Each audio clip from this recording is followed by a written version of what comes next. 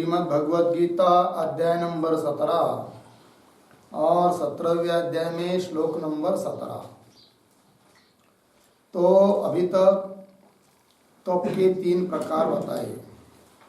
शारीर तप, जिसको कायिक तप से भी बोलते हैं, और वाङ्मय तप अर्थात वाचिक तप, और मानस तप मानसिक तपश्चर्या। अब यही तप तीनों प्रकार के कब सात्विक हो सकते हैं, कब राजस होंगे और कब तामस होंगे, इस बात को कह रहे श्लोक नंबर 17 की अवतरणिका को पढ़ते हैं। यथोक्तम कायिकम वाचिकम मानसम च तपः तप्तम नरैः सत्वादि भेदेन कथम त्रिविधम भवति इति उच्यते। ठीक है, देखिए थोड़ा अपना पढ़ता हूं। यथोक्तम कायिकम वाचिकम मानसम च तपः, इसके बाद नरैः तप्तम सत्वादि भेदेन त्रिविधम कथम भवति इति उच्यते। त्रिविधम कथम भवति इति उच्यते। ठीक, तो यथोक्तम कायिकम वाचिकम मानसम तप, जिसका वर्णन पीछे अभी अभी श्लोक नंबर 14, 15 और 16 में किया है। ठीक, कायिक तप शारीर तप जिसको बोलते हैं, वाचिक तप मतलब वाङ्मय तप, और मानस तप। तो यथोक्तम पूर्वोक्तम, यथोक्तम करता है पूर्वोक्तम, अभी अभी बताया हुआ। कायिकम वाचिकम मानसम च तपः नरैः तप्तम, नरैः पुरुषैः तप्तम तप्तम अनुष्ठितम। पुरुषों के द्वारा इस प्रकार के तीनों तपों का अनुष्ठान होने पर, यह अनुष्ठान किया हुआ इस तप के सत्वादि भेदेन, सत्वगुण सात्विक तप, राजस तप और मानस तप, इस प्रकार से त्रिविधम त्रिप्रकार 3 प्रकार कथम भवति कैसे होते हैं, इसके बारे में लिख रहे अभी श्लोक 17 में। श्रद्धया परया तप्तम, श्रद्धया परया तप्तम तपस्तत्त्रिविधं नरैः, तपस्तत्त्रिविधं नरैः अफलाकाङ्क्षिभिर्युक्तैः, अफलाकाङ्क्षिभिर्युक्तैः सात्विकं परिचक्षते, सात्विकं परिचक्षते।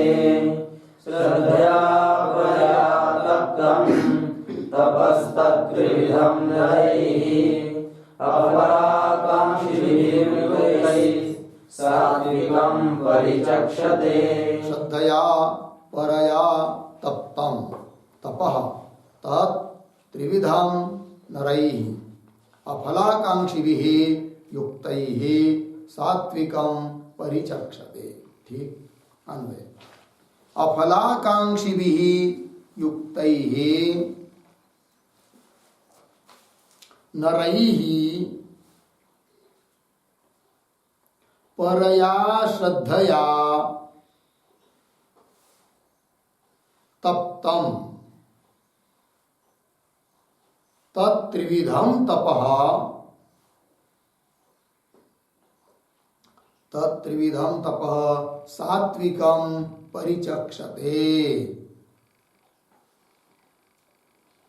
ठीक, देखिए भैया, अफलाकांक्षी भी मतलब फल की इच्छा न करते हुए, और युक्त मतलब समाहित चित्त ऐसे पुरुषों के द्वारा अत्यंत श्रद्धा से युक्त होकर, परया श्रद्धया अत्यंत श्रद्धा से युक्त होकर, तप्तम अनुष्ठितम अनुष्ठान किया हुआ, पीछे का तप शारीर हो, चाहे वाङ्मय तप हो, चाहे मानसिक तप हो, इस प्रकार से फल की इच्छा न करते हुए समाहित चित्त हुए ऐसे पुरुषों के द्वारा अत्यंत श्रद्धा से युक्त होकर यदि उन तप का अनुष्ठान किया है, तो तप्तम तत्त्रिविधम तपम, वो 3 प्रकार का तप क्या होता है? सात्विकम परिचक्षते, उसी तप को सात्विक तप कह देंगे, चाहे वो कौन सा भी हो, मानसिक हो, राजस वांग्मय हो और शारीरिक तप हो।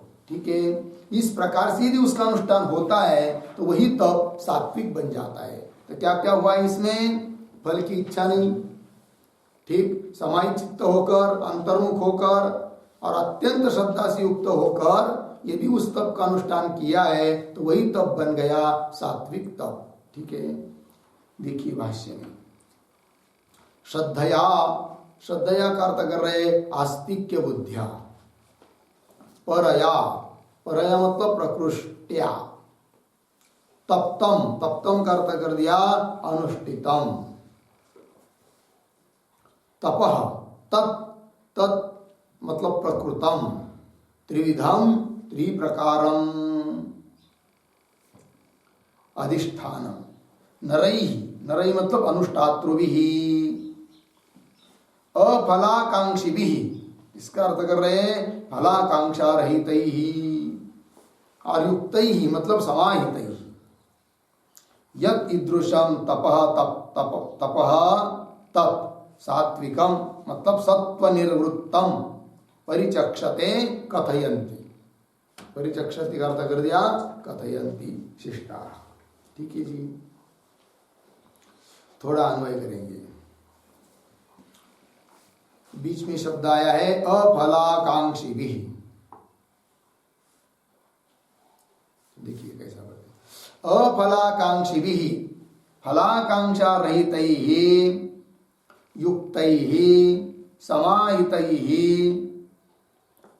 पीछे नरैः अनुष्ठातृभिः, परया प्रकृष्ट्या या प्रकृष्टया, श्रद्धया आस्तिक्य बुद्ध्या,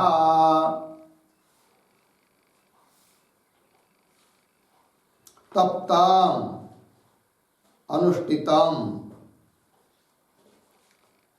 एक शब्द छोड़कर आगे तत् प्रकृतम, त्रिविधम त्रिप्रकारम अधिष्ठानम,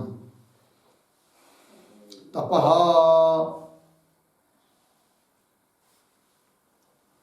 हो गया। आगे यत् ईदृशम तपः तत्, अंतिम में यत् ईदृशम तपः तत् सात्विकम सत्व निर्वृत्तम परिचक्षते कथयन्ति शिष्टाः।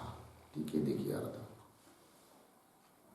अफलाकांक्षी भी, इसका अर्थ क्या है? फलाकांक्षा रहित, फल की आकांक्षा छोड़कर, जिसको फल की कोई अपेक्षा नहीं है, तो फलाकांक्षा रहित, युक्तैः, युक्ति प्रतीक है, युक्तैः का अर्थ कर रहे हैं समाहितैः, समाहित का अर्थ करेंगे समाहित चित्तैः, समाहित चित्त वाले पुरुष के द्वारा,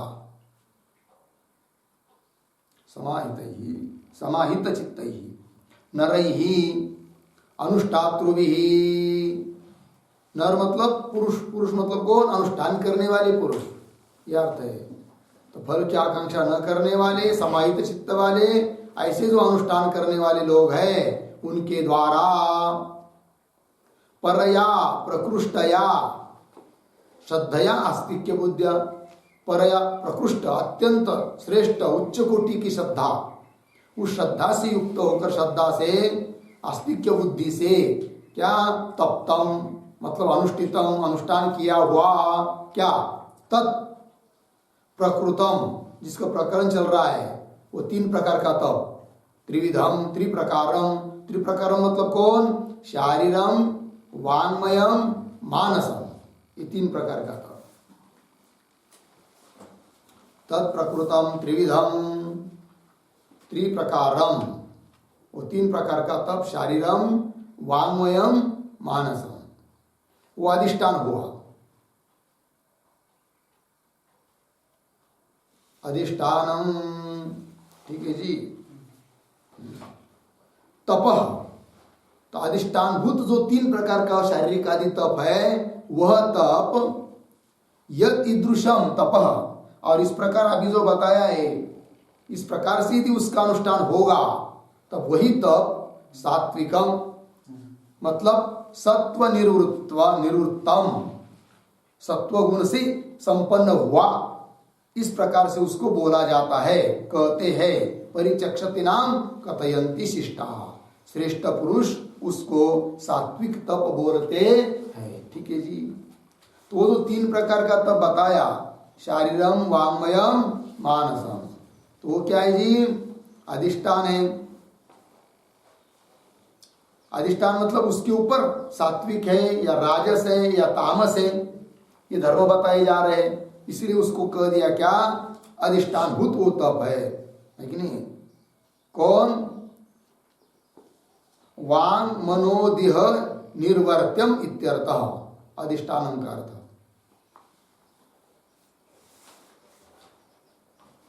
वो 3 प्रकार का तप अधिष्ठानम, अधिष्ठान मतलब वांग मनोदेह निर्वर्त्यम इत्यर्थः, वाणी मन और देह के द्वारा संपन्न किया हुआ तप। ठीक है जी। हो गया, ये सात्विक तप बता दिया। सात्विकम सत्व निवृत्तम परिचक्षते कथयंती शिष्टा, तो सात्विकम कथयंती। ठीक है जी। तो सात्विकम एक शब्द लिखेंगे, एक वाक्य, एक फलाभिसंधि रहितम, फलाभिसंधि रहितम योग युक्तम तपः सात्विकम इत्यर्थः।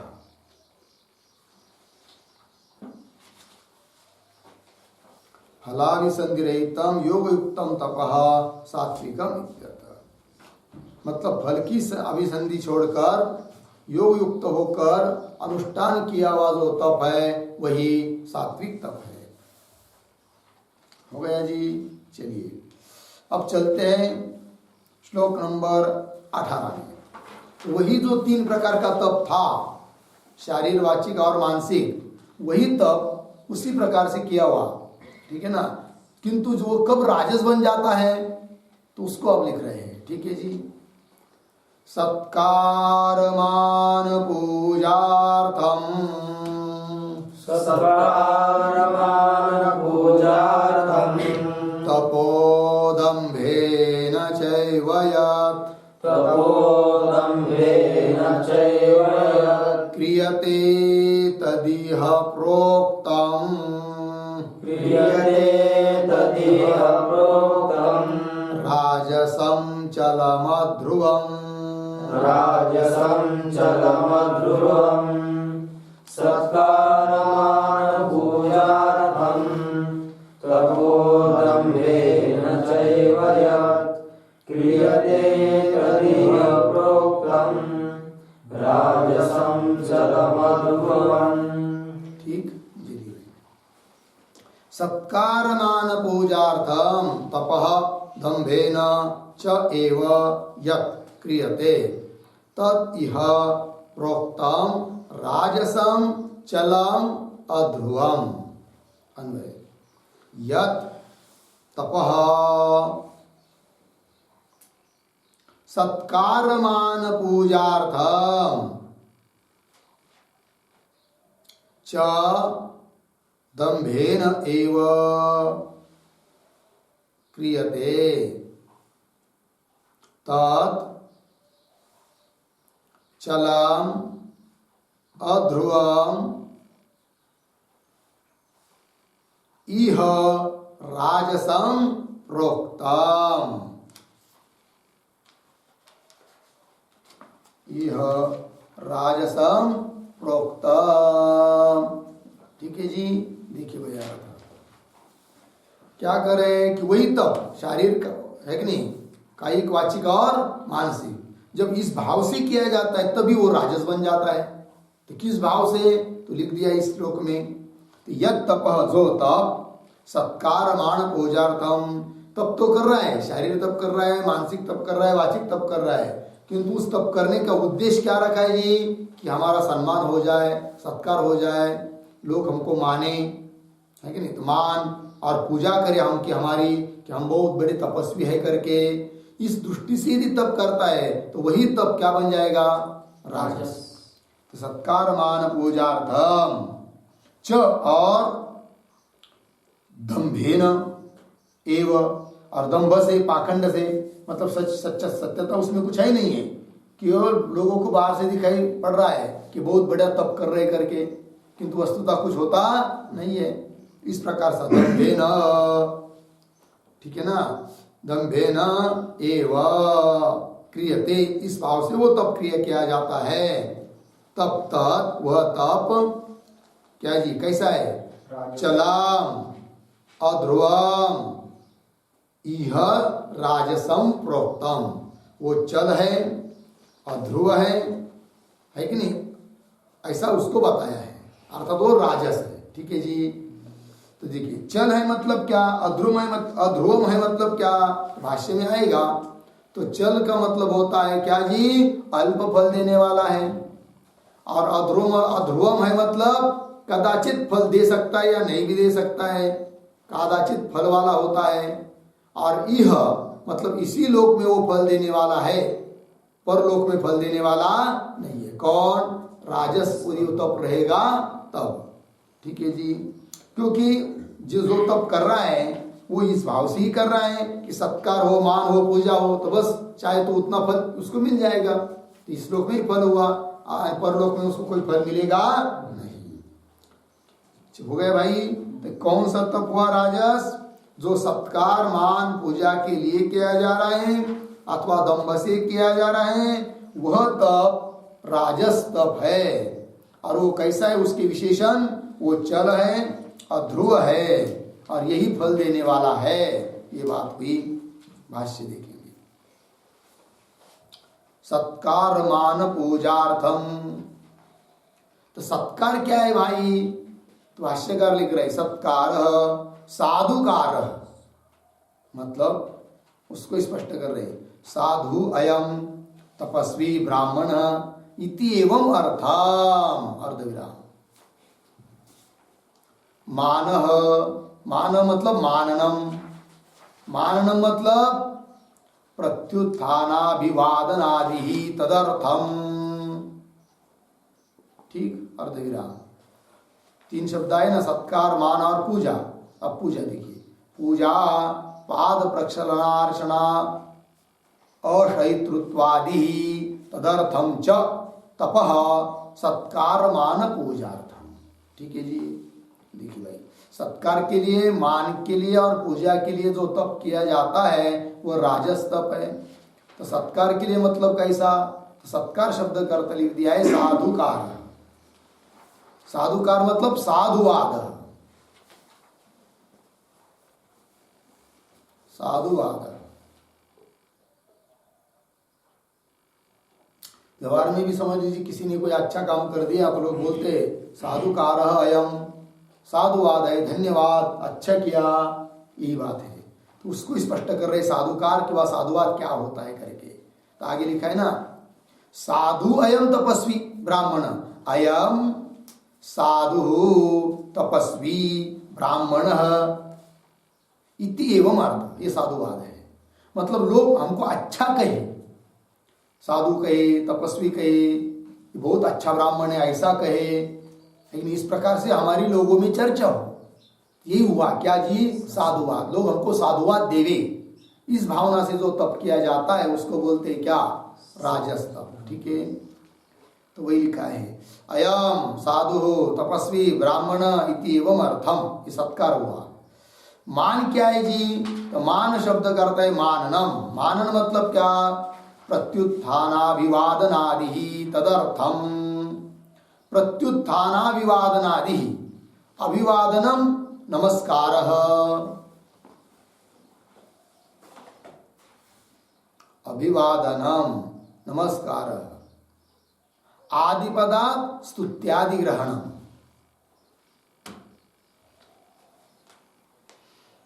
आदिपदात् स्तुत्यादि ग्रहणम, अर्थ देखिए भाई, प्रत्युत्थानाभिवादनादि तदर्थम।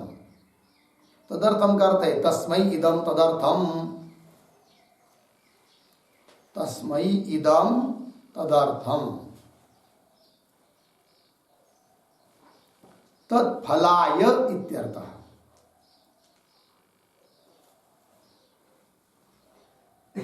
तस्मै इदं तदर्थम तत्फलाय इत्यर्थः। ठीक है जी। तो देखिए मान माननम प्रत्युत्थानाभिवादनादि, मतलब हम लोग कहीं चले जाते हैं तो ये चाहता है क्या कि लोग हमको उठकर क्या करें, नमस्कार करें, है कि नहीं, हमारी स्तुति करें। इसलिए यदि कोई तप करता है तो वो तप हुआ कैसा, मानार्थ तप हुआ, तदर्थम मान के लिए तप हुआ। ठीक है ना जी। आगे चलिए, पूजा, लोग हमारी पूजा करें, इस भावना से यदि कोई तप करता है तो पूजा के लिए तप हुआ। पूजा मतलब कैसी पूजा, तो पद पाद प्रक्षालन, कि हम कहीं पर भी जाएंगे हमारे पैर लोगों ने धोने चाहिए, है कि नहीं। आसन पर वो पीठ बोलते हैं ना, क्या बोलते हैं उसको, थाली हो चाहे पीठ, हाँ चौरंग वो लकड़ी का होता है ना, पाटा, हाँ पाटा, तो उसके ऊपर हमको खड़ा करे और हमारे पैर लोग धोए, अर्चना करे, पूजा करे। और क्या है, पाद प्रक्षालन, अर्चन, अशयितृत्वादि। अशयितृत्वादि क्या है जी, भोजन करना आदि, हम लोग खिलावे, बहुत बढ़िया बढ़िया, हम कहीं जाएंगे तो लोग हमको आमंत्रण देवे भोजन के लिए, महाराज जी हमारे यहाँ भोजन के लिए आओ, और बढ़िया बढ़िया लोग करके हमको खिलाए, हमारा पाद प्रक्षालन करे, हमारा औक्षण करे। इस रूप से, इस भाव से यदि कोई तप करता है तो वो हुआ पूजार्थ तप हुआ। तो वही पाद प्रक्षालन, अर्चन, अशयितृत्वादि, अशयितृत्वादि मतलब भोजन कराना इत्यादि धर्म। तदर्थम च तपः, सत्कारमान पूजार्थम, इसके लिए यदि कोई तप करता है तो वो तप हो जाएगा सत्कार के लिए, मान के लिए और पूजा के लिए। आगे चलिए भाष्य में, दंभेन च एव यत् क्रियते तपः तत् इह प्रोक्तम कथितम राजसम चलम कादाचित् फलत्वेन अध्रुवम। थोड़ा अन्वय करेंगे। च दंभेन एव यत् तपः क्रियते, तपः क्रियते तत् इह राजसम चलम कादाचित् फलत्वेन अध्रुवम प्रोक्तम कथितम। हुआ जी, प्रोक्तम कथितम, अर्थ देखिए, च और दंभेन एव यत् तपः क्रियते, और दंभ से जो तप किया जाता है यह तपः क्रियते, तद वह तप, इह, यह मतलब क्या भाई, यह शब्द का अर्थ अस्मिन् एव लोके फलदाम, अस्मिन् एव लोके फलदम न पारलौकिकम इत्यर्थः।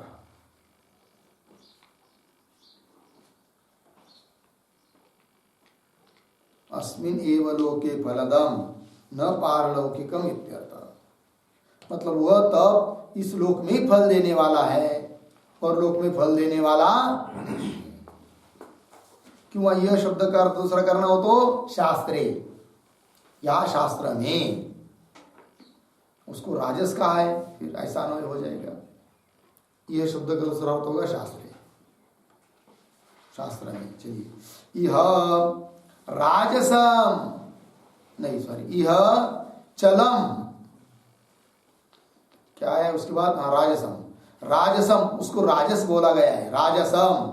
और कैसा, चलम, चलम का अर्थ लिखिए अत्यल्प काल स्थायी फलम,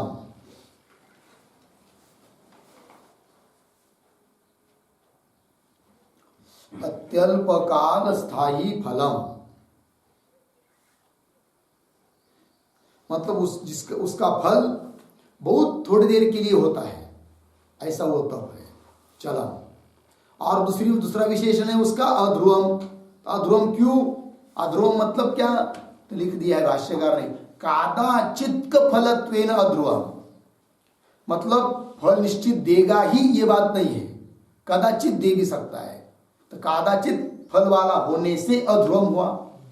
और फल मिलता भी है तो वो फल कैसा है जी? चलम, बहुत कम देर के लिए रुकता है, मिला भी फल तो, और मिलेगा ही इसकी भी कोई गारंटी नहीं है, इसीलिए दो विशेषण दिया, चलम अध्रुवम। तो कादाचित फलत्वेन अध्रुवम, अध्रुवम के लिए एक शब्द लिखिए, फल जनकता नियम शून्यम।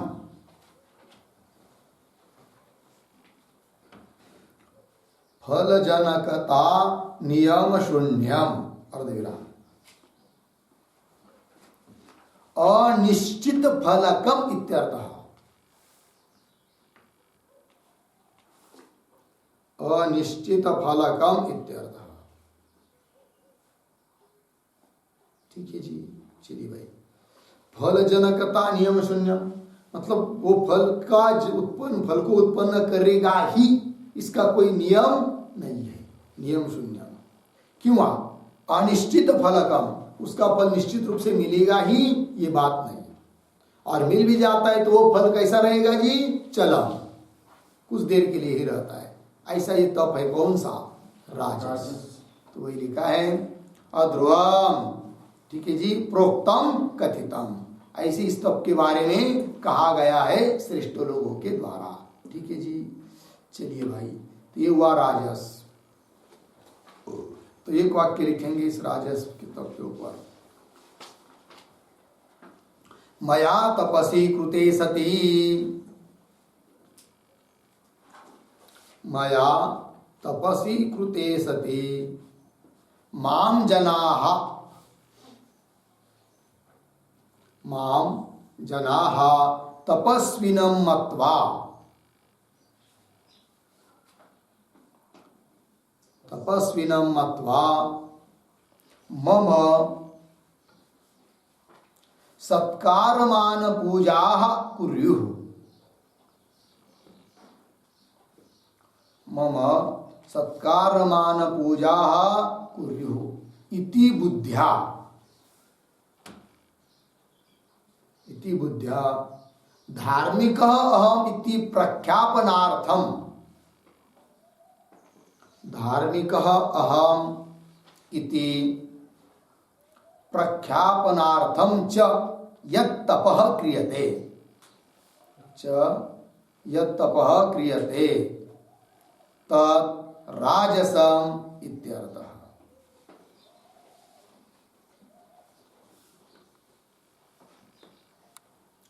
ठीक है जी, देखिए भाई, राजस शब्द की व्याख्या वाक्य में लिख दिया। तो क्या सोचता है वो आदमी, किसका तप राजस होता है? तो जो सोचता है क्या, मया तपसी कृते सती, मेरे द्वारा तप कर लेने पर, माम जनाः तपस्विनं मत्वा, मुझको लोग तपस्वी ऐसा मानकर, मम मेरा सत्कार मान और पूजा करे लोग, इस बुद्धि से, इति बुद्ध्या। और दूसरी बात पाखंड दंभ, तो उसको लिख रहे धार्मिक हम इति प्रख्यापनार्थम, मैं धार्मिक हूं इस बात से प्रसिद्धि होने के लिए जो तप किया जाता है दंभ से, पाखंड से। प्रख्यापनार्थम च यत् तपः क्रियते, जो तप किया जाता है तत् राजसम, उसको राजस तप बोलते हैं। ठीक है जी, चलिए अब तामस तप के बारे में लिख रहे हैं श्लोक नंबर 19 में। मूढ़ग्राहेणात्मनो यत्, मूढ़ग्राहेणात्मनो यत् पीडया क्रियते तपः, पीडया क्रियते तपः परस्योत्सादनार्थं वा, परस्योत्सादनार्थं वा तत्तामसमुदाहृतम्, तत्तामसमुदाहृतम्। मूढ़ग्राहेणात्मनो यत् पीडया क्रियते तपः परस्योत्सादनार्थं वा तत्तामसमुदाहृतम्। मूढ़ग्राहेण आत्मना यत् पीडया क्रियते तपः परस्य उत्सादनार्थम वा तत्तामसम उदाहृतम। अन्वय देखिए, मूढ़ग्राहेण, आत्मनः पीडया वा परस्य उत्सादनार्थम यत् तपः क्रियते तत् तामसम उदारुतम। ठीक, देखिए भाई अर्थ मूढ़ ग्राहेण है कि नहीं, मतलब अविवेक निश्चय से, है कि नहीं, अविवेक पूर्वक जो निश्चय होता है उस निश्चय से किया हुआ तब। और कैसा, आत्मनः पीड़या, अपने लिए पीड़ा देकर, अपने शरीर मन इंद्रियों को बहुत ज्यादा पीड़ा देकर, कष्ट देकर, पीड़या, और परस्य उत्सादनार्थम, दूसरे का नाश करने के लिए, विनाश करने के लिए, यत् तपः क्रियते, जो तप किया जाता है, तत् तामसम उदारतम, उसको तामस तप कहते। तो क्या क्या धर्म हुए, एक तो जो तप किया जा रहा है वो उसको ऐसे निश्चय से किया जा रहा है कि जो निश्चय विवेक पूर्वक नहीं है, अविवेक रूप निश्चय है, ऐसे निश्चय से किया जा रहा है। और पुनः अपने लिए बहुत पीड़ा होती है उस तप करते समय स्वयं करने वाले को, तो आत्मन पीड़या, और जो किया जा रहा है तब वो भी कैसे, किसके लिए, दूसरे का नाश करने के लिए।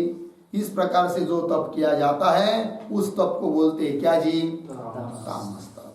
ठीक, भाष्य में देखिए, मूढ़ ग्राहेण, इसका अर्थ कर रहे हैं अविवेक निश्चयेन आत्मनः पीडया क्रियते यत् तपः परस्य उत्सादनार्थम, उत्सादनार्थम का अर्थ कर रहे हैं विनाशार्थम, वा तत् तामसम तपः उदारतम। अन्वय देखिए, यत् तपः आत्मनः पीडया, आत्मनः पीडया वा परस्य उत्सादनार्थम विनाशार्थम, शुरू से, मूढ़ ग्राहेण अविवेक निश्चयेन क्रियते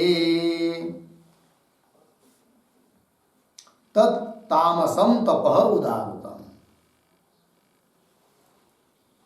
ठीक, अर्थ देखिए भाई, यत् तपः, जो तप, आत्मनः पीड़या, आत्मनः पीड़या मतलब क्या भाई, आत्मा के लिए थोड़ी कोई पीड़ा होती है। यहाँ पर आत्मनः शब्द करते हैं आत्मत्वेन गृहीतस्य शरीर इंद्रियादेः,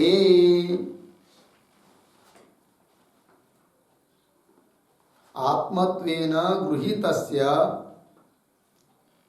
शरीरेन्द्रियादेः, शरीर इंद्रियादेः।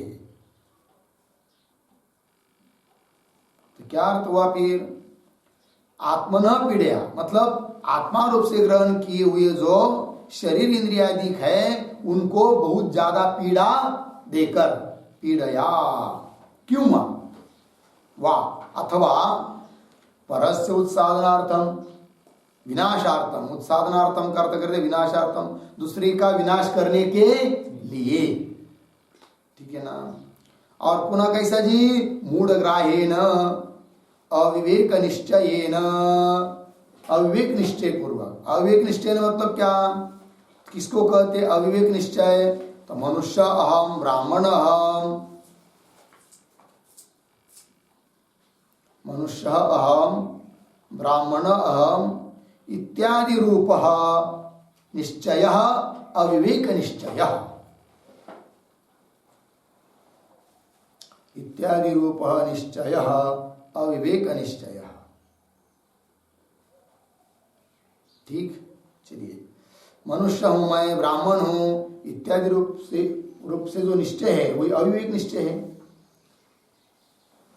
ठीक, चलिए भाई, क्योंकि हम लोग न तो मनुष्य है न ब्राह्मण है, ये तो शरीर के धर्म है, हम तो आत्मा ब्रह्म है, किंतु वैसा निश्चय उसका है नहीं ये करने वाले का, इसीलिए कह दिया मूढ़ ग्राहेण अविवेक निश्चयेन।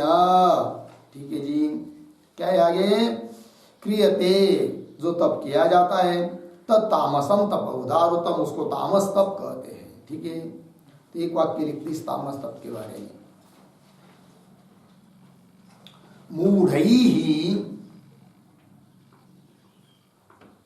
मूढ़ैः अविवेक निश्चयेन कृताम्,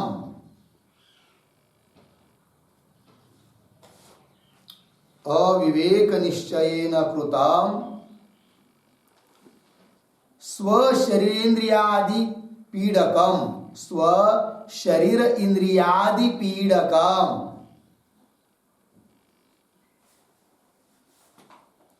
परनाश फलकम च,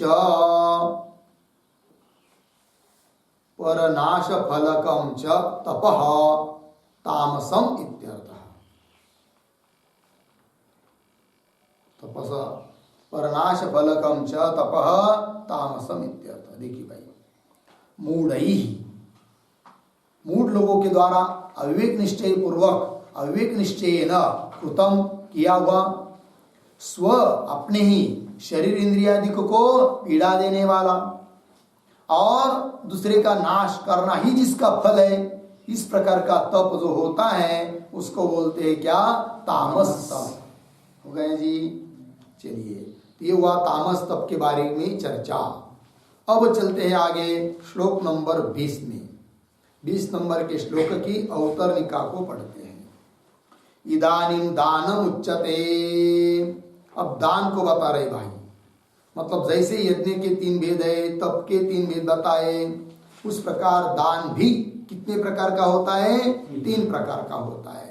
तो कौन कौन वो दान के 3 भेद है? तो लिख रहे हैं, इदानीं दान भेद उच्यते, दान भेद को कह रहे, दातव्यमिति यद्दानम्, दातव्यमिति यद्दानम् दीयते नुपकारिणे, दीयते नुपकारिणे, देशे काले च पात्रे च, देशे काले च पात्रे च, तद्दानं सात्विकं स्मृतम्, तद्दानं सात्विकं स्मृतम्, दातव्यमिति यद्दानम् दीयते नुपकारिणे, देशे काले च पात्रे च, तद्दानं सात्विकं स्मृतम्। दातव्यम इति यत् दानम दीयते अनुपकारिणे, देशे काले च पात्रे च, तद्दानं सात्विकं स्मृतम्। अन्वय देखिए, दातव्यम इति यत् दानम, नीचे देशे च काले च पात्रे अनुपकारिणे दीयते, तद्दानं सात्विकं स्मृतम्। अर्थ देखिए भाई, दातव्यम इति दानम, बस दान तो दिया जा रहा है, लेकिन किस भावना से? बहुत श्रेष्ठ उद्देश्य है कि भाई शास्त्र ने कहा है दान देना चाहिए करके, तो देना चाहिए इसलिए मैं दे रहा हूं, क्योंकि शास्त्र की आज्ञा है, शास्त्र की आज्ञा का मैं पालन कर रहा हूं। ठीक है, तो दातव्यम इति दानम, और वो भी कैसे दे रहा है? देश काल पात्र का विचार करके दे रहा है, उचित देश में दे रहा है, उचित काल में दे रहा है, और योग्य व्यक्ति को दे रहा है। देशे च काले च पात्रे च, और पुनः कैसे दे रहा है? अनुपकारिणे, मतलब जिसको दे रहा है वह व्यक्ति ने हमारे ऊपर कोई पीछे उपकार किया है ऐसी बात नहीं, या आगे हमारे ऊपर ये उपकार करेगा इस भावना से भी नहीं, तो कोई वो उसने हमके ऊपर कोई उपकार करना चाहिए भावना ही नहीं है। अनुपकारिणे दीयते, दिया जाता है, तद्दानम सात्विकम स्मृतम, उस दान को बोलते हैं क्या? सात्विक दान। ठीक है जी, देखिए पंक्ति नीचे भाष्य में, दातव्यम इति एवं मनः कृत्वा यद्दानं दीयते। ठीक, दातव्यम इति एवं मनः कृत्वा, देना चाहिए इस रूप से मन को बनाकर, मन को करके, यद दानम दीयते, जो दान दिया जाता है वो दान सात्विक दान हुआ। दीयते हो गया यहाँ तक। आगे देखिए, अनुपकारिणे, अनुपकारिणे शब्द का अर्थ कर रहे हैं प्रत्युपकार असमर्थाय, अर्धविराम, समर्थाय अपि निरपेक्षम दीयते, अर्धविराम। देशे पुण्ये कुरुक्षेत्रादौ काले संक्रांत्यादौ पात्रे च षडंग विद्वेद पारगे इत्यादौ तद्दानम सात्विकम स्मृतम। ठीक है जी, थोड़ा अन्वय करेंगे। पहली पंक्ति तो जो पढ़ दी उसको छोड़ दीजिए। दातव्यम इतीव मन कृत्वा यद दानम दीयते, उसके बाद आगे है बीच में कुरुक्षेत्रादौ, मिला, उसके पीछे आएंगे पुण्य और पीछे देशे, कुरुक्षेत्रादौ पुण्य देशे हुआ। आगे नीचे उसके आगे संक्रांत्यादौ काले, हो गया, संक्रांत्यादौ काले। और आगे षडंग विद्वेद पारगे पात्रे च, आगे इत्यादौ। अब शुरू में आएंगे, अब पीछे पीछे। अनुपकारिणे प्रत्युपकार असमर्थाय समर्थाय अपि निरपेक्षम दीयते। फिर लास्ट की पंक्ति, तद्दानम सात्विकम स्मृतम। अर्थ देखिए भाई, बोल रहे भाई पुण्य देश में, देश मतलब कैसा देश, कुरुक्षेत्रादौ पुण्य देशे, कुरुक्षेत्र में दान दिया तो बहुत बड़ा पुण्य लगता है, दान की भूमि है वो। तो वहां पर आप लोग जाएंगे, सूर्य ग्रहण जब रहता है या चंद्र ग्रहण रहता है या संक्रांति आदि रहती पर्व काल, तो वहां पर दान देने वालों की बहुत भीड़ लग जाती है, और दान लेने वालों की भी, लेने वाले भी बहुत सारे साधु आदि सब आकर बैठ जाते हैं, और देने वाले देते हैं। कोई धान्य देगा, कोई गेहूं देगा, कोई पैसा देगा, कोई कपड़ा देगा, जो भी जिसको मन में आता है। ठीक है जी, तो चलिए, तो कुरुक्षेत्रादौ पुण्य देश है, कुरुक्षेत्र आदि पुण्य देश में, पुण्य कारक देश है वो, या तीर्थ क्षेत्र में कोई दान देता है तो और जगह की जो दान दिया जाता है और जगह में, उसके अपेक्षा तीर्थ क्षेत्र में दिया हुआ दान अधिक फल देने वाला होता है। ठीक वही कुरुक्षेत्रादौ पुण्य देशे, और उसमें भी काल भी यदि उचित रहेगा तो और ज्यादा फल मिलेगा। जैसे काल कैसा, संक्रांत्यादौ काले, संक्रांति को पर्व काल माना गया है।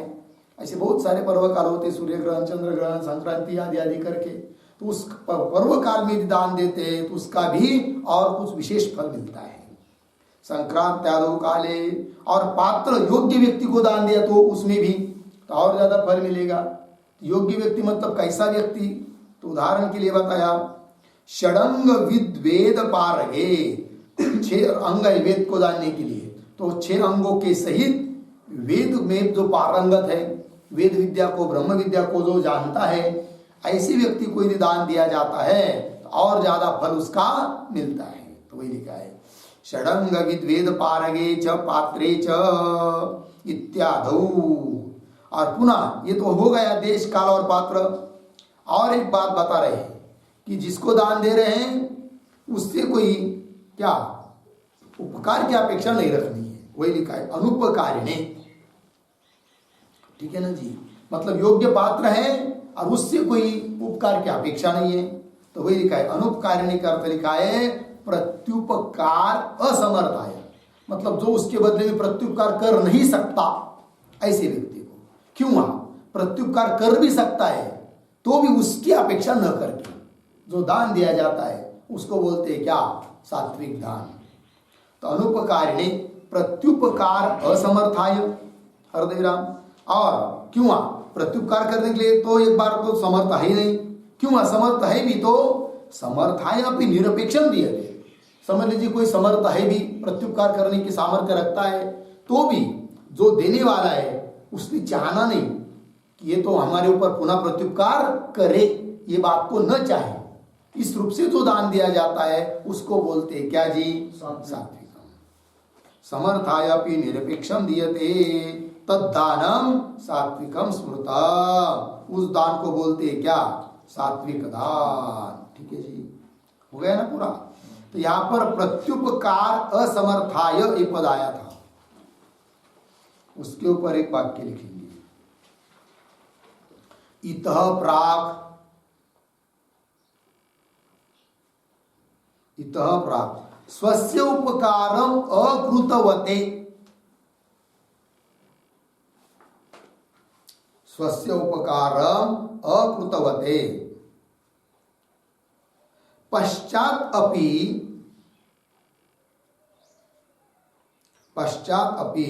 आत्मन उपकर्तुम,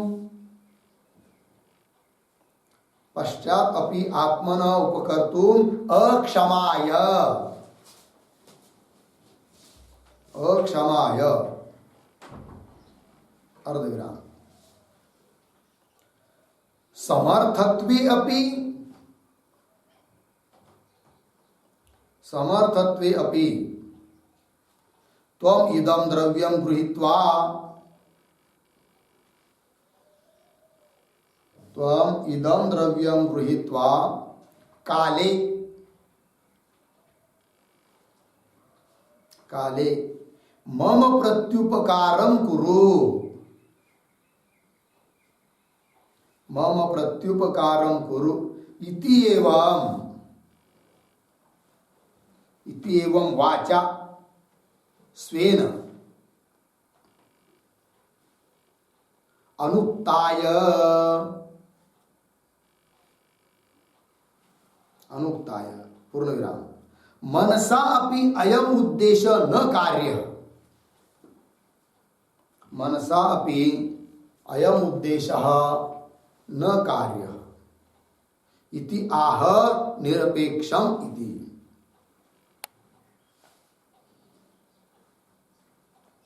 इति आह निरपेक्षम इति। ठीक है, देखिए अर्थ इतः प्राक, यहां से पहले स्वस्य उपकारम अकृतवते, अपने ऊपर उपकार जिसने किया नहीं है इसके पहले, और पश्चात बाद में भी, पश्चात अपि आत्मन उपकर्तुम अक्षमाय, अपने ऊपर उपकार करने के लिए जो असमर्थ है, अक्षमाय मतलब असमर्थ है,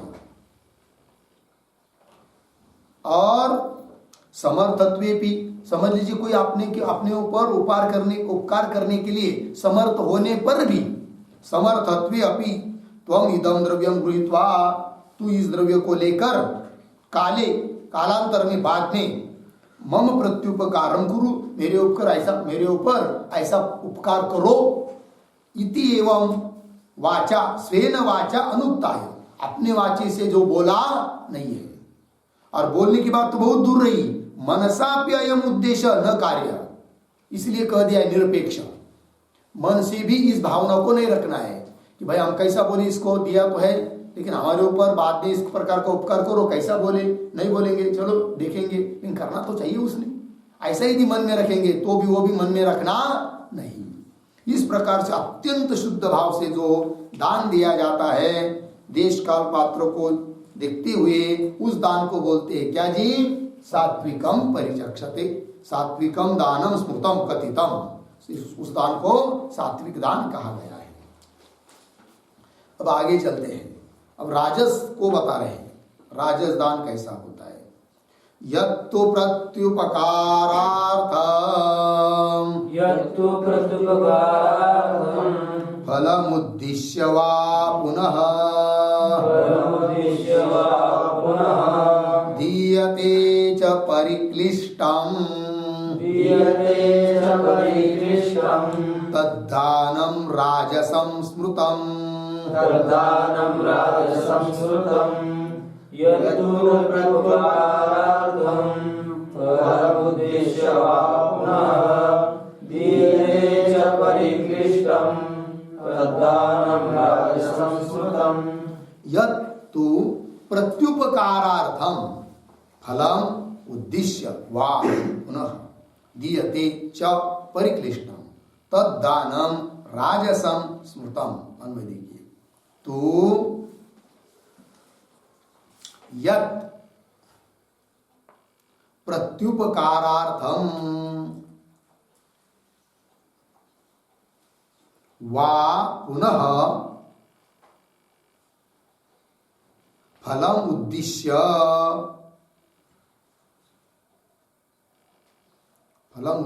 नीचे च परिक्लिष्टम दीयते तद्दानम राजसम स्मृतम। ठीक है जी, देखिए भाई अर्थ, तू परंतु यद प्रत्युपकारार्थम, जो दान दिया तो जा रहा है, किंतु किस लिए? प्रत्युपकारार्थम, कि जिसको दान दे रहे हैं वो हमारे ऊपर पुनः डबल कभी कभी काल आने पर क्या करे? उपकार करे, उपकार के लिए दे रहा है, तो प्रत्युपकारार्थम। वाह, क्यों? पुनः फलम उद्देश्य, क्यों? उस व्यक्ति से तो पुनः वापस प्रत्युपकार नहीं चाहता है, किंतु मैं इस दान दे रहा हूं तो मुझे कुछ पुण्य मिलेगा, अदृष्ट प्राप्त हो जाएगा, इस रूप से यदि चाहता है तो वो भी राजस दान बन जाएगा। तो वही वाह पुनः फलम उद्देश्य। और दान देते समय परिक्लिष्टम दियते, बहुत खिन्नता होती है, दुख होता है देते समय, क्या करे अब देना पड़ता है, इसीलिए देना है, देने का तो मन नहीं है। इस प्रकार से जो दान देता है मन मोकड़ेपन से नहीं देता है, तो उस दान को क्या कहेंगे? राजस। परिक्लिष्टम दीयते तद्दानम राजसम स्मृतम। तो तीन धर्म हुई भाई, प्रत्युपकार भावना से दिया जाता है तो भी राजस है, या कोई अदृष्ट पुण्यादि कमी प्राप्त हो जाएगा इस दान देने से, इस भावना से देगा तो भी क्या है? राजस है। पुण्य की भी अपेक्षा नहीं कर रहा है, बस शास्त्र ने कहा है न देने के लिए, हमारे पास है, योग्य व्यक्ति काल देश काल उचित है, दे दिया, बस और कुछ नहीं। हमें पुण्य इसका मिले इसकी भी अपेक्षा नहीं रखनी है, तब वो दान बन जाएगा क्या? सात्विक। और समझ लीजिए फल की भी अपेक्षा नहीं रखी है, प्रत्युपकार की भी भावना नहीं है, किंतु देते समय बहुत मन में क्लेश हो रहा है, तो भी वो दान क्या बन जाएगा? राजस बन जाता है। हो गया जी। चलिए भाष्य में, यत्तु दानम प्रत्युपकारार्थम, प्रत्युपकारार्थम का अर्थ कर रहे हैं काले तु अयम माम प्रत्युपकरिष्यति इति एवं अर्थ। ये प्रत्युपकारार्थम का अर्थ हुआ। देखिए भाई अर्थ आगे का पढ़ लेते। फलम वा अस्य दानस्य मे भविष्यति अदृष्टम। इस वाक्य को कैसा पढ़ेंगे? वा अस्य दानस्य फलम, अस्य दानस्य फलम, अस्य दानस्य फलम अदृष्टम में भविष्यति, अदृष्टम में भविष्यति इति तदुद्दिश्य पुनः, तदुद्दिश्य अर्धविराम उद्देश्य के बाद पुनः च परिक्लिष्टम, परिक्लिष्टम का अर्थ कर रहे खेद संयुक्तम, पीछे दीयते, आगे तद्दानम तद्राजसम स्मृतम।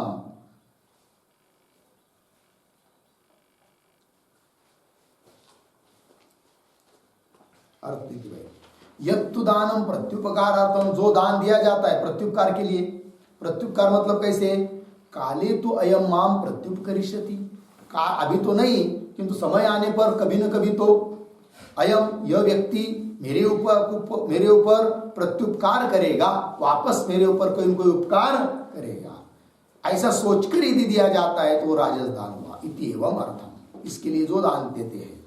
वा अथवा अस्य दानस्य, इस दान का क्या फल मुझे मिलेगा? क्या? अदृष्टम, अदृष्टम मतलब पुण्य आदि, अदृष्टम में भविष्यति, पुण्य मुझे होगा। इति तद उद्देश्य, इस उद्देश्य यदि दान देते हैं तो वो भी दान राजस है। पुनः च और परिक्लिष्टम खेद संयुक्तम, अत्यंत दुख होता है दान देते समय, तो भी वो दान क्या जी, राजस दान कहा गया है।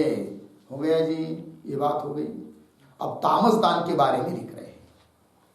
अदेश काले यद्दान, अदेश काले दान मपात्रेभ्यश्च दीयते, मपात्रेभ्यश्च दीयते, असत्कृतमवज्ञात, असत्कृतमवज्ञातं तत्तामसमुदारुत, तत्तामसमुदारुतम्। अदेश काले यद्दान मपात्रेभ्यश्च दीयते, असत्कृतमवज्ञातं तत्तामसमुदारुतम्। ठीक है। अदेश काले यद्दानम अपात्रेभ्य च दीयते, असत्कृतम अवज्ञातम तत्तामसम उदारुतम। देखिए भाई अन्वय, यद्दानम नीचे, असत्कृतम अवज्ञातम, और अदेश काले च अपात्रेभ्यः दीयते, तत् तामसम उदारतम। ठीक है जी, अर्थ देखिए भाई, यद दानम, जो दान, असत्कृतम मतलब दान तो कर रहे हैं लेकिन सत्कार पूर्वक नहीं दे रहे, असत्कृतम। क्यों? वहां अवज्ञातम दे तो रहे, सत्कार की बात तो अलग रही, अपमान करके दे रहे, तो वो भी दान क्या हो जाएगा, तामस हो जाएगा। मतलब दान कैसा देना चाहिए, सत्कार पूर्वक देना चाहिए, अवज्ञा करके नहीं देना चाहिए, देश काल पात्र को देखकर देना चाहिए, प्रत्युपकार भावना की अपेक्षा प्रत्युपकार की भावना रखकर नहीं देना चाहिए। किंतु ऐसे इसमें कोई धर्म नहीं है। तो कैसा है, असत्कृतम मतलब सत्कार करके नहीं दिया, और अवज्ञातम अपमान करके दिया। अवज्ञातम, आओ आओ बैठो बैठो पंगत पकड़ो, कौन है आप लोगों को हमारे अलावा, खा लो खा लो खिला तो रहा है किंतु सुनने वाले को क्या होगा, बहुत दुख होगा, अपमान लगेगा ना। देखो भाई खिला तो रहा है लेकिन ऐसे शब्द का प्रयोग कर रहा है, ठीक है कि नहीं। तो चलिए, अवज्ञातम, असत्कृतम अवज्ञातम, और अदेश काले, जो दान देते समय देश काल पात्र का विचार नहीं किया है, ऐसे समय दान दिया। और अपात्रेभ्य मतलब उचित देश में नहीं, उचित काल में नहीं, और अपात्र व्यक्ति को दान दिया।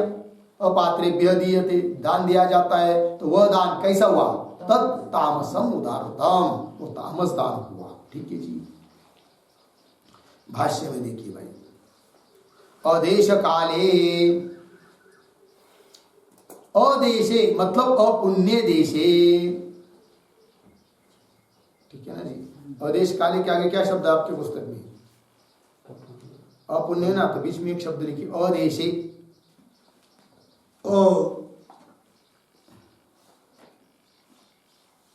अर्थ देखिए अभी, अदेश काले तो प्रतीक है, श्लोक का शब्द है, उसमें दो विभाग हुआ, अदेशे अकाले, तो दो विभाग हुआ, तो उसमें अदेशे मतलब क्या वो बता रहे अभी, फिर आगे के वाक्य में अकाले बताएंगे, लग गया ना पंक्ति। तो अदेश काले, उसमें अदेशे, अदेशे मतलब अपुण्य देशे, कैसे देशे, म्लेच्छा शुचादि संकीर्णे, इस प्रकार के अपुण्य देशे। अपुण्य देश का स्वरूप भी बता दिया है कि नहीं। अपुण्य अदेशे मतलब अपुण्य देशे, मतलब जहां दान देने पर पुण्य होगा ऐसी बात नहीं है, या उस देश के लिए वैसा विधान नहीं है कि यहां देने पर पुण्य होता है, ऐसा जिस स्थान के लिए जिस देश के लिए विधान नहीं है, ऐसे देश में किस प्रकार का देश वो बता रहे हैं। अदेशे अपुण्य देशे मतलब क्या, दान अनुचित देशे इत्यर्थः, दान अनुचित देश अदेश,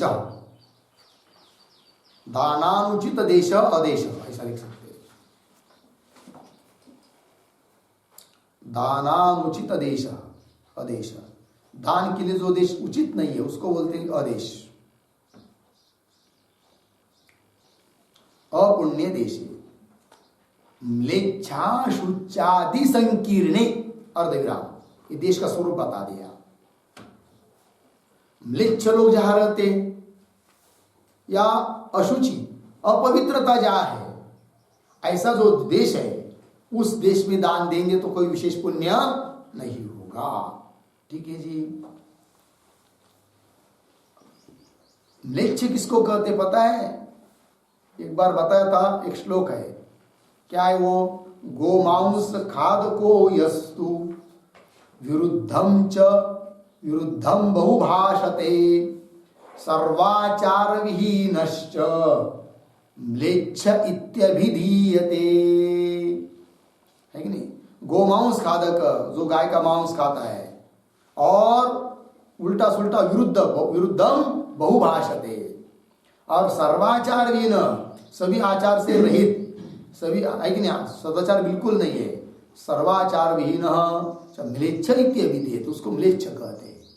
एक शब्द में कहेंगे तो अमंगल पुरुष म्लेच्छ, अमंगल पुरुष है, 8 दिन स्नान नहीं करता है और मांस खाता है, झूठ मूठ बोलता है, दूसरे की हत्या करता है, ये सब म्लेच्छ होते हैं, अमंगल पुरुष। ठीक है जी। चलिए,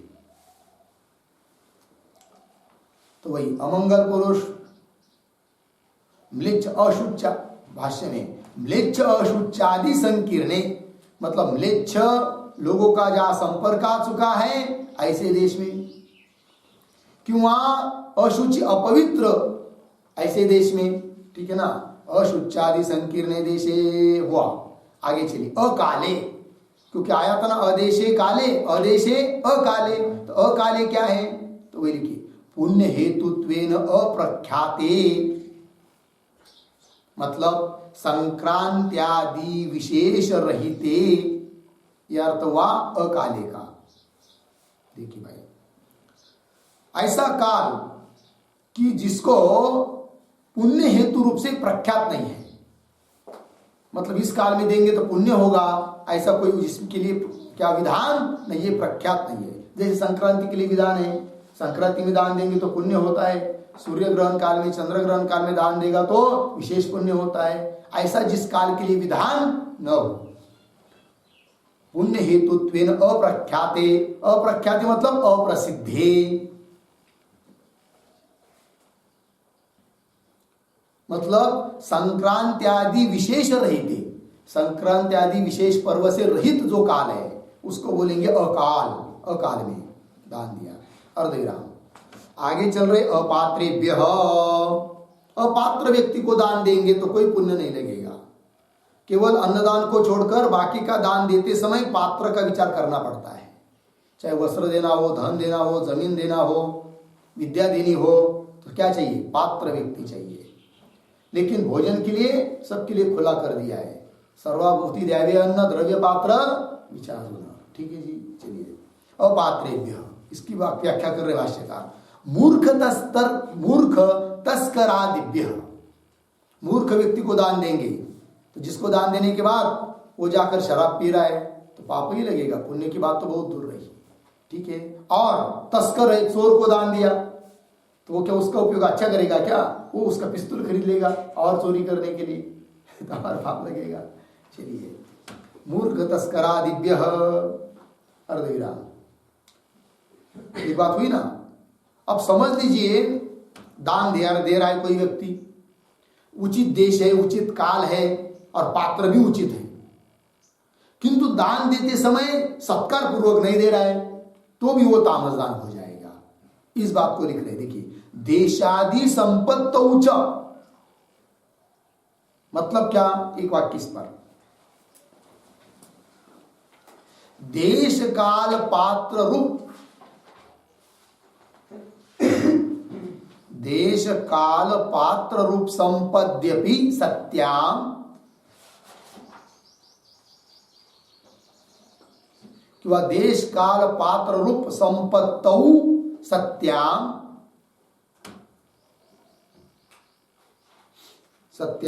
यद असत्कृतम दीयते,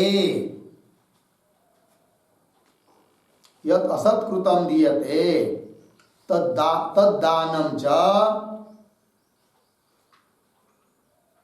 तामसम, तद्दानम च तामसम इति आह देशादि संपत्तौ इति।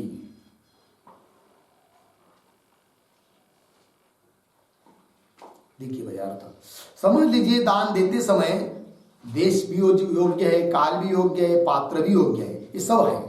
देश काल पात्र संपत्तो सत्यम, ये सब होने पर भी असत्कृतम दियते, किंतु सत्कार पूर्वक नहीं देते हैं तो भी वो दान क्या हो जाएगा? तामस। देशादि संपत्तौ च असत्कृतम, ठीक है ना जी। असत्कृतम का अर्थ लिख रहे भाष्यकार, प्रिय वचन पाद प्रक्षालन पूजादि रहित। दान देते समय क्या करना चाहिए? अतिशय मधुर मीठी मीठी बात से बोलना चाहिए। प्रिय, लो भाई, बहुत अच्छा हुआ, हमारा भाग्य है आप आज मिल गए, आप जैसे व्यक्ति को दान देने से हमको बहुत अच्छा ही होगा, ये ले लो। इस प्रकार से मीठी मीठी बात बोलेंगे तो क्या होगा? अच्छा लगेगा ना उनको भी। तो प्रिय वचन होना चाहिए और पाद प्रक्षालन, जिसको दान देना है उसके पैर की क्या, पैर धोना चाहिए उसके, और तिलक आदि करना चाहिए, पूजा आरती करनी चाहिए। इसको कहते सत्कार पूर्वक दान देना, तो विशेष फल मिलता है। ठीक है जी। चलिए, असत्कृतम का अर्थ कर रहे प्रिय वचन पाद प्रक्षालन पूजादि रहितम, रहितम कर दिया, असत्कृतम है ना इसलिए। ठीक है जी। असत्कृतम के बारे में एक वाक्य लिखेंगे, न विद्यते सत्कृतम, न विद्यते सत्कृतम सत्कारः, सत्कारः पाद प्रक्षालन पूजादि रूपः, पाद प्रक्षालन पूजादि रूपः यस्मिन् कर्मणि, यस्मिन् कर्मणि तत् असत्कृतम, तत् असत्कृतम। ठीक, देखिए भैया अर्थ, न विद्यते सत्कृतम, सत्कृतम मतलब सत्कार। कौन सत्कार? पाद प्रक्षालन पूजादि रूप यस्मिन, है कि नहीं, जिस कर्म में सत्कार नहीं है, मतलब पाद प्रक्षालन पूजादि रूप सत्कार जिस कर्म में नहीं है, उस कर्मों को बोलते हैं क्या? असत्कृतम। देखिए, असत्कृतम प्रिय वचन पाद प्रक्षालन व पूजादि रहितम। आगे चलिए, अवज्ञातम प्रतीक है, अवज्ञातम करता लिख रहे हैं पात्र परिभव युक्तम।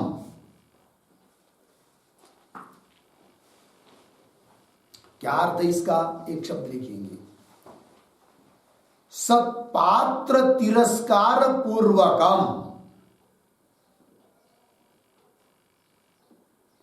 सत्पात्र तिरस्कार पूर्वकम, इसका भी अर्थ मतलब अपमान पूर्वकम इत्यर्थ, अपमान पूर्वकम इत्यर्थ। ठीक, देखिए भाई, अवज्ञातम पात्र परिभव युक्तम, इसका अर्थ लिखा है परिभव अपमान, सत्पात्र का तिरस्कार पूर्वक, उपेक्षा पूर्वक, अपमान पूर्वक। पात्र तो सत है किंतु दे तो रहा है, सत्कार की बात तो दूर रही, अपमान करते हुए दे रहा है, तो वो फिर तामस दान बन जाएगा। अपमान पूर्वकम यद दानम तत् तामसम उदारतम, उस दान को बोलते क्या? तामस दान। हो गया जी। तो ये हुआ दान के तीन प्रकार हुए, सात्विक दान, राजस दान और तामस दान। एक बार बोधे बाबा बैठे थे और कोई धनिक था, उनका भक्त होगा, और उसको कुछ कपड़ा आदि कुछ दे रहा था। तो उसने कहा कि भैया अच्छे अच्छे साधु को बुला लीजिए, मैं देना चाहता हूँ। बाबा जी बोले ठीक है। बाबा ने फिर बुला लिया कुछ छात्रों को, तो अच्छा छात्र थे, मतलब सत्पात्र थे, साधनानिष्ठ थे, लेकिन वो उसने क्या किया, गड़बड़ देते समय उस धनिक ने कपड़ा विपड़ा पैसा वैसा लिया, ऐसा दे रहा, देते समय रामकृष्ण हरि बोलो, तो तब दे रहा था। फिर बाबा उसको डांट दी, तो बोले तुमको समझ में नहीं आता है, तो जिनको दे रहा है वो तो हमेशा साधन में ही रखे हुए, तुम्हारा क्या अधिकार है कि रामकृष्ण हरि बोलो करके, तुम्हारा इतना ही कहना है, क्या देना है ना दे दो, बाकी की बात मत बोलो. तर रागवले बाबा त्याच्यावर. मग त्यांनी दान दिले. ते सांगायचं तात्पर्य काय, तर तामस दान वो न बने इसलिए उन्होंने उनको क्या कर दिया, सावध कर दिया. ठीक है ना, भगवान का भजन करना है तो बात अच्छी है, लेकिन हम दे रहे इसलिए कहो, ये बात तो गलत हुई ना, ऐसा बात है. चलो भाई, तो ये हुआ तामस दान हुआ, सात्विक तामस राजस दान हो गए ना जी. बस आगे का विचार बाद में. ओम पूर्णमदः पूर्णमिदं पूर्णात् पूर्णमुदच्यते पूर्णस्य पूर्णमादाय पूर्णमेवावशिष्यते. ओम